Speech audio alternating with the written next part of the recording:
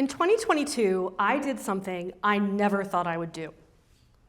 I told my husband he could start looking for jobs on the West Coast. I was an East Coast woman for my whole life, full stop. I had spent nearly 2 decades as an attorney working in public service. On paper, I had the career I was supposed to want: respected, important, secure. I was a person who made plans, followed steps, kept the trains moving. But something had started to unravel. I was burned out, drained, hollow, and disconnected. My resume made sense, but I didn't. And that's when my brother-in-law, half joking, said, "Well, you love wine. Why not become a sommelier?" I think he was expecting a laugh, but he did not get one. Because for the first time in a long time, something felt possible. A trip to Champagne shortly thereafter sealed it. I stood among the vines where some of the world's most celebrated bottles begin. I tasted wines that had waited decades for their moment. But this wasn't just about flavor. It was about patience, transformation, about how something ordinary, grapes, time, pressure, could turn into something magical. That's what made me fall in love, not just with wine, but with the idea that we too could become something more than expected. So I walked away from everything I had built, and I stepped into a completely different world. And when I told a former coworker, she tilted her head like a confused puppy and said, "But you're throwing away 20 years. Not a question, just a verdict.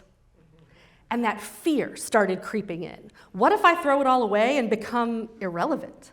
What if I never find a space where I belong again? But here's what my colleague and I didn't understand yet. We've been taught to chase careers that are fast, linear, and front-loaded. And by those standards, I had built my career the right way. Get the degree, climb the ladder, rack up promotions and accolades and LinkedIn milestones. Law and public service checked every box, but I was chasing approval more than alignment. And it turns out that the best careers, the ones worth waiting for, are like wine: cyclical, patient, and deeply personal. And that's what I want to share with you tonight: how wine taught me to unlearn the rules I've been handed, and how it can offer you a new, more generous way to think about growth. So let's start with those old rules, the ones we've all heard a million times. I call them the standard pour. So rule number 1, you better know your path by 25. College leads to job, leads to promotions, leads to retirement party. But what if you're still ripening? Rule number 2, don't change careers or you're going to have to start over. As if your past experience just evaporates the moment you pivot. But wine doesn't change its structure just because you put it in a different bottle. Rule number 3, peaking early is the goal. And we idolize the 30 under 30, the rocket ships, the protégés. But what happens when you rush a promising wine to bottle before it's had a chance to settle into itself? These rules aren't just outdated. They're like opening a beautiful Barolo the day it's bottled.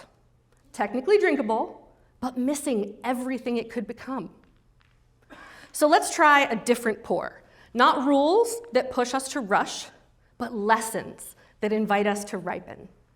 I call them the vintage framework: 3 simple truths that wine teaches us about work, worth, and becoming. In wine, nothing grows all the time. The vines have seasons. There's bud break in the spring, flowering, fruit set, veraison, which is when the grapes soften and change color, harvest, and then dormancy, a period of stillness with no visible growth. I had a period like that in public service. I wasn't climbing, I wasn't inspired, and I felt guilty. I had a good job, and I was doing meaningful work. But inside, I felt like that bare winter vine. Brittle, unsure, wondering, is this it? But underground, roots are anchoring. Energy is being stored, future fruit is being prepared. So here's the first lesson: honor your seasons. Rest isn't wasted, and dormancy isn't death. Think about asking yourself, what season am I in? And am I giving it the respect it deserves?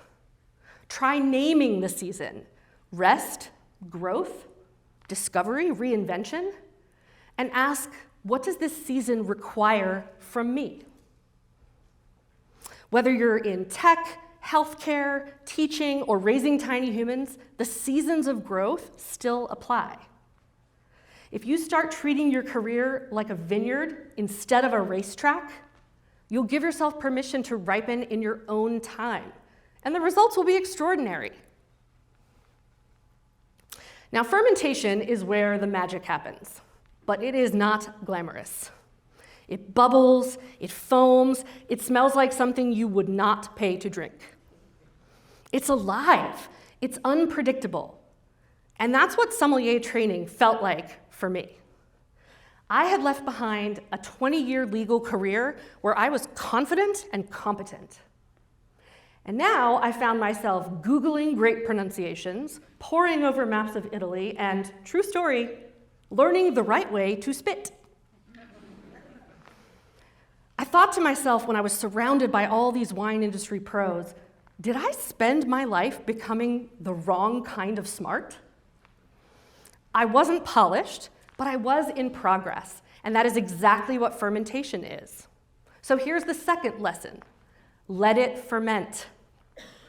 Growth is supposed to be awkward, and confusion is part of creation.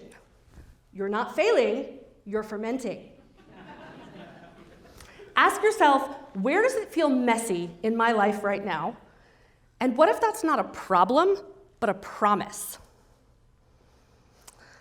Think about asking yourself, I don't know yet. That yet is really important. You've got to give yourself permission to be in the mess. If it feels daunting or uncomfortable, it's only because you're moving in a new and fascinating direction. So just go with it. I don't know yet. Give yourself permission to ferment. I entered the wine industry when I was 43 years old. And in hospitality, that's complicated. I was too old to work the floor every night, as my knees and lower back reminded me. I was too seasoned for entry-level roles, but too new and green for leadership. I felt like I was between bottles. I had somehow missed my release date. But some wines are meant to be drunk young, bright, crisp, full of primary fruit. Others, they sit quietly in the cellar for years, maybe even decades, just developing unimaginable depth and character. And when their time comes, they smack you right in the face in the very best way. So here's the third lesson. Celebrate your vintage. There is no one right timeline. Ask yourself, what if I'm not late, just layered? Not behind, but aging beautifully. Late bloomers can make bold wines. I like to ask myself in this phase, what am I ready for now that I couldn't have handled 10 years ago? Because whether you're just starting out, whether you paused for caregiving, changed paths at 40, or found your passion and bloomed at 60, your journey is valid. Take all of those things, take inventory of what you bring from your past experience, skills, stories, structure, and let that become your signature blend. Our careers aren't ladders, they're landscapes, and we don't all move in the same direction, and some of the most incredible growth happens out of sight. Your value is not based on your age or your most recent title. It's based on your unique flavor and how you share it with others. So I'm going to talk really specifically to the high achievers and rising stars in the room. You know who you are. It is hard, I know, to slow down when you've been rewarded for speeding up, when your pace has become your identity. But that fulfillment you're after, that clarity you're craving, that one-of-a-kind voice, that does not come from the spotlight. It comes from time and from allowing yourself to develop outside of anyone else's expectations, even sometimes your own. If something feels underdeveloped in your life, in your career, ask yourself what's still maturing here and sit with that. Not everything is ready just because it's labeled. So that brings us back one more time to the vintage framework.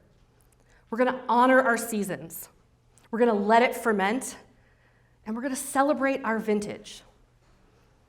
Because you're not stuck, you're not stalling, you're not lost. You're evolving, layer after layer, season after season.